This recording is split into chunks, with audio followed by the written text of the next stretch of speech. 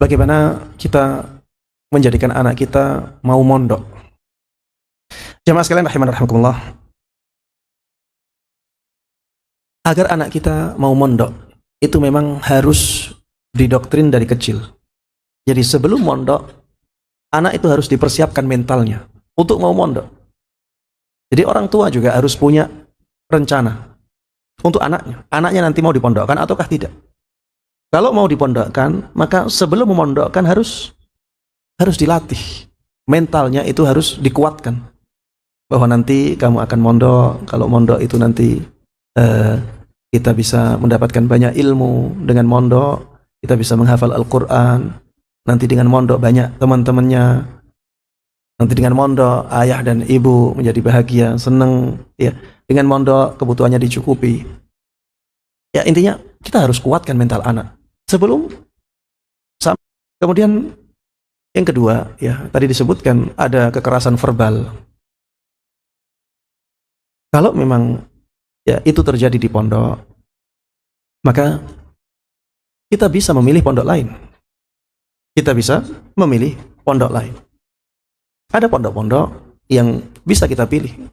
Dan alhamdulillah ya, semakin lama pilihan pondok itu semakin banyak. Kita bisa memilih pondok-pondok tersebut. Ya ada di Jogja banyak pondok, ya di Solo juga banyak pondok, ya di Kudus juga ada, ya di tempat-tempat lain, ya intinya banyak lah. Ada pilihan-pilihan yang bisa kita pilih. Di Magelang juga ada pondok yang sangat menjunjung tinggi pembentukan akhlak, ya di pondoknya Ustadz Rizal Yuliar, ya Al-Lu'lu' wal Marjan.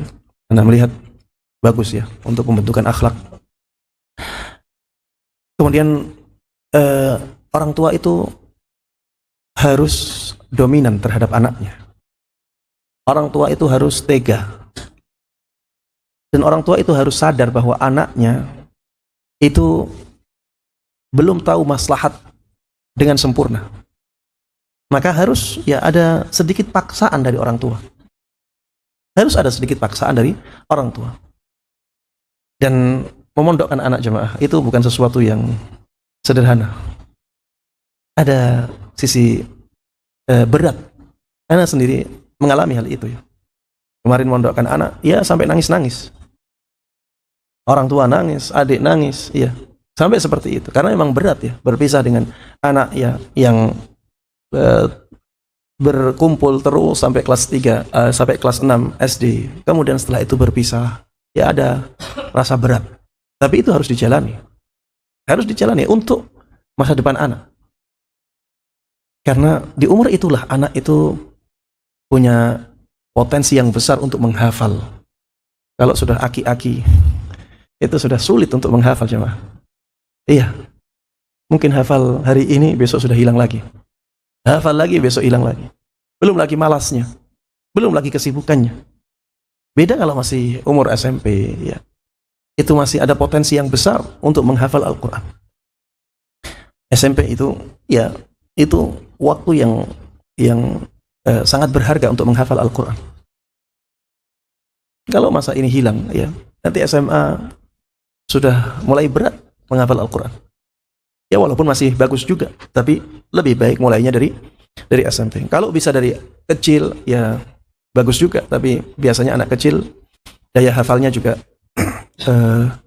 harus dibimbing dengan ekstra oleh orang tuanya. Beda dengan anak SMP, ya sudah mulai bisa mandiri. Memondokkan anak juga ya. Kalau bisa mulai SMP. Kalau mulai SD itu kasihan. Ya, anak itu masih butuh kasih sayang orang tua. Ketika SD, anak masih sangat membutuhkan kedekatan dia dengan orang tua. Beda dengan SMP, sudah mulai bisa dilatih untuk mandiri. Dan dia sudah bisa mengurus dirinya. Kalau diarahkan pun bisa melakukannya dengan baik. Ya intinya, kalau memang kekerasan verbal itu terjadi di sebuah pondok dan itu banyak ya berulang dan yang merasakan banyak anak ya, maka lebih baik mencari pilihan lain ya. Dan kalau bisa ya yang seperti itu disampaikan kepada pimpinan pondoknya agar pondok tersebut bisa memperbaiki diri. Ini untuk maslahat orang banyak ya. Sampaikan kepada pimpinan pondok. Afwan Ustadz, saya mengalami yang seperti ini. Mungkin bisa diperbaiki. Ya, sehingga pondoknya bisa berbenah. Jangan sampai ya itu malah disampaikan keluar, ya akhirnya pondoknya malah semakin jelek namanya. Kita tidak membangun seperti itu. Kalau ingin ya maslahat, ya sampaikan kepada pimpinan pondok masalah yang dihadapi, biar pondoknya bisa berbenah, bisa memperbaiki menjadi lebih baik. Kemudian yang terakhir, banyak berdoa kepada Allah Subhanahu wa taala untuk anaknya, agar anaknya mau dipondokkan, agar anaknya kerasan, agar ketika di pondok anaknya mendapatkan taufik dalam belajar. Ya itu perlu ya. Itu anak kita, itu aset yang paling baik untuk keluarga kita. Allahu a'lam.